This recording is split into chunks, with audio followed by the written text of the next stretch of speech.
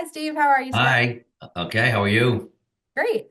Why don't you start by introducing yourself?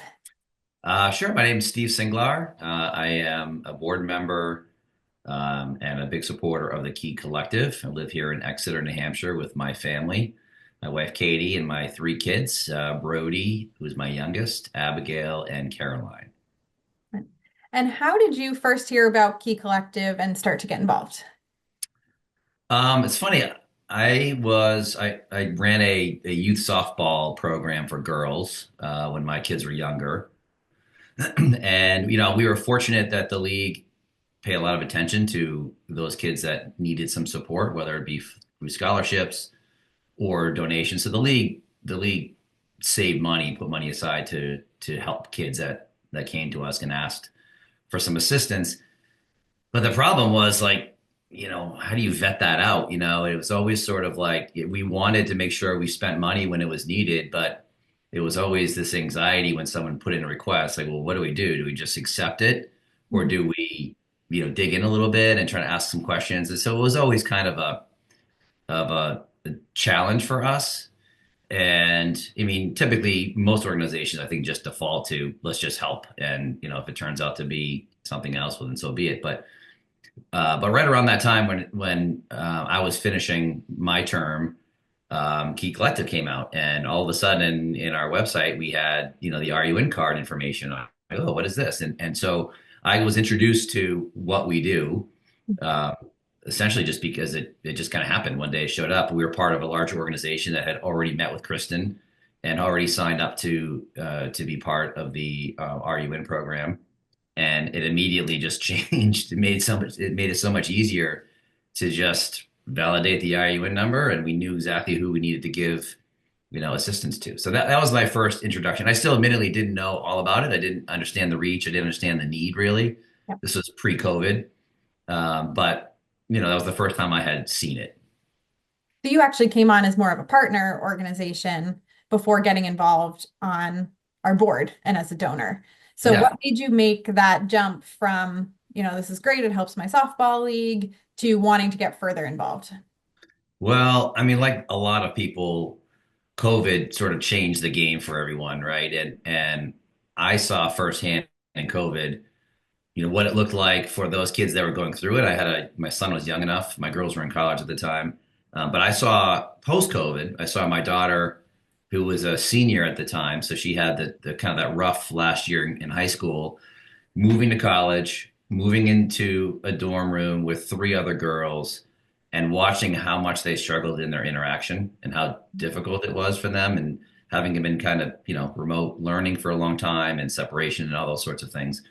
And in addition to that, I have a really close friend of ours whose daughter was a lot younger, but she really struggled, post COVID again, getting back into school and social scenes. I mean, she's missing 50 plus days of school a year, like any sort of, and this never happened prior to COVID, really. She was an outgoing, fun, energetic girl. And all of a sudden she kind of hit this wall, and she was stuck. She couldn't get out of her house. She would go to school for a few days and then she had to stay home. So she really struggled with the interaction. And one of the things that helped was eventually she got into a summer camp. Actually, the town of Exeter has a great summer camp at the rec department, and she participated in that. And then she also ended up, and although she wasn't super athletic, she ended up joining a swim team. And, she wasn't a top competitor by any stretch, but it got her out of the house. It got her involved. And so for the first time, I got to see just what some impact has had COVID had, at least, or, being removed from the social environment, what kind of impact that has on kids. And I was fortunate. When I grew up, I got to play all kinds of sports and join all kinds of clubs, and never really had an issue, never even thought twice about it. But when you see a kid that's not able to do that, it really has a big impact on them. And there's a lot more pressure now too. I mean, there's always been a trend with kids and their cell phones and devices and social media and all these added pressures that exist out there. And the further you can get away rather from those devices and get them outside and get them engaging with their friends, the better. And you know, it sort of kind of dawned on me, connecting my experience, running a youth organization seeing some of the challenges that some of the families had in, paying for their kids to get there and resources to just get them there in the first place. It's, you kind of take that for granted, and then you add on top of that some of the social issues we saw coming out of COVID. I just felt like, man, there's got to be a lot of people out there that are in need, and we live in a pretty diverse area here in the Seacoast. And sometimes it's easy to just assume everybody can, is going to go out to dinner and everyone's going to do their join whatever sport team they want or take a guitar lesson or whatever it is. But you realize that there are families that can't do that, and it's really kind of got to me like, man, we got to do something to help. And the Key Collective popped in my mind. Like, I remember this organization. I didn't, as I said, I didn't spend a lot of time on them back then, other than just using the product. And then I realized, oh, I have to learn more. So that's how I dug into it. Okay, so you kind of came at it from the mental health side of this because I think on the surface, Key Collective looks like, oh, we let kids play sports and we let kids do summer camps and things like that. But there really is a much deeper impact going on in terms of the social skills and all of those things that they learn from those activities. So it's more than just let's go play a sport. Yeah, it's like sports are the easy ones to talk about because it's popular and a lot of kids do it. But like, let's move beyond that. What about science clubs and computer camps and music organizations, theater? Like, there are a lot of opportunities for kids to get involved. Not every kid is athletic. Not every kid wants to play a sport. But if you can get out and find a new mentor, you can at least talk to somebody other than your parents sometimes when you're younger. Like, it's pretty good to actually be able to vent about your parents to somebody else, and just to be active, and have something to look forward to on your calendar, and build some relationships. And I think that those, even outside of sports, I mean, Kristen and I talk about this all the time. I love that we have our roots in sports. It was a great place to get started, and we continue to expand there. But I also am really proud of the efforts that you guys are all making, all of us are making, to get to other partners that have these other sorts of services, because I think those kids are even more so overlooked, because it's like, oh, sports, yeah, this kid's an unbelievable athlete, but wow, this person is incredibly artistic, and they can pick up an instrument and play it in a heartbeat, but they need to be encouraged to do that. Yeah. Yeah, that's so important to be able to expand to all those type of things. So now that you've been involved for a few years more heavily as a board member, what impacts are you seeing Key Collective have on the community in Exeter and across the greater Seacoast?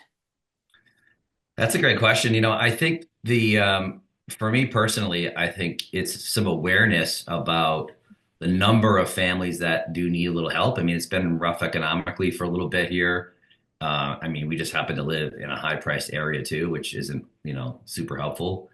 Um, but then you start to see some of the numbers of the number of families that, could in fact participate and leverage. And that's one of the first questions I asked, like, well, this is a neat, tool. I mean, it certainly helps identify kids that really need some help and some assistance in paying for some of these after school programs. But like, how big is the community that needs it? Is it like 10 kids, or is it, hundreds of kids? And it turns out to be more than 1,000 kids. Like, it's a lot of people in our area. And so I think that's one thing that I'm really grateful for, is just having a better understanding about, kind of what's out there in our community, and who we could help and assist.